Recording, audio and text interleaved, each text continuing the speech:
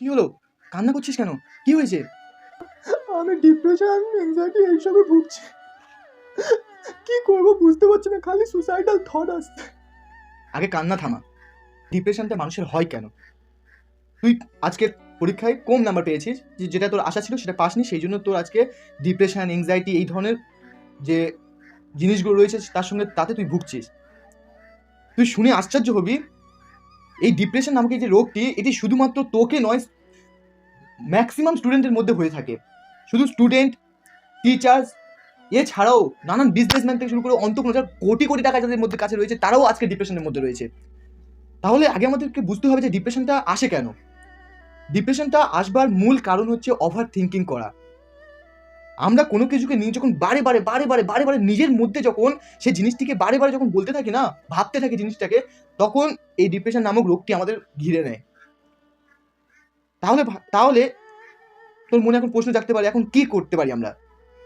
এই ডিপ্রেশন থেকে বেরোনোর একটি মাত্র এবং সর্বশ্রেষ্ঠ উপায় রয়েছে। সেটা কি?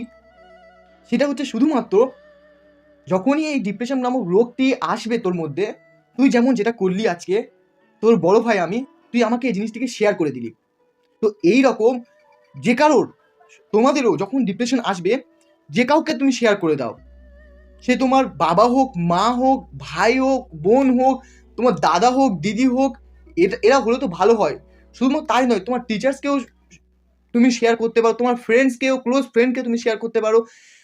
তাও যদি বা না পারো, লজ্জার জন্য তুমি যদি বা না শেয়ার করতে চাও, তুমি যে কোনো একটা বাচ্চাকে ধরেও তুমি শেয়ার করে দিতে পারো তাকে। সেটাও যদি বা তুমি না পাও, তুমি একটা খাতা নাও, কলম নাও, লেখো তোমার মধ্যে চলছেটা কি, তুমি কোন জিনিসের মধ্যে ভুগছো সেটাকে লেখো। তাও যদি বা তুমি না করতে পারো, একটা মোবাইল তোলো, বলে দাও, দিয়ে সেটিকে ডিলিট করে দাও। যখনই আমরা এমন করি না, যে কোনো আমাদের যে মনের মধ্যে যেটা রয়েছে সেটা আমরা যখন কাউকে শেয়ার করে দিই, তো কথায় রয়েছে যে কষ্ট কাউকে শেয়ার করলে সেটা কষ্টটাকে বেটে নেওয়া হয়, ভাগ করে নেওয়া হয়। তো ঠিক তেমনই ডিপ্রেশন জিনিসটা, এখানে তুমি যখন কাউকে বলে দেবে তো তোমার মনটাও হালকা হবে, প্লাস সে তোমাকে একটা মোটিভেট করবে। পৃথিবীতে এমন কেউ নাই যে কারোর ডিপ্রেশনকে নিয়ে হাসি ঠাট্টা করে। আমরা এটাকে ভাবি যে আমার ডিপ্রেশনের কথা আমি যদি কাউকে বলে থাকি তো সে হয়তো আমাকে নিয়ে হাসাহাসি করতে পারে, কিন্তু এটা কোনোদিনই হয় না। একবার তুমি বলে দেখো, আর এই ডিপ্রেশন নামক রোগ থেকে বেরিয়ে আসো। এই যে সুসাইড, এংজাইটি, সব ফালতু জিনিস, এখান থেকে বেরিয়ে আসো। কাউকে বলো, বেরিয়ে আসো।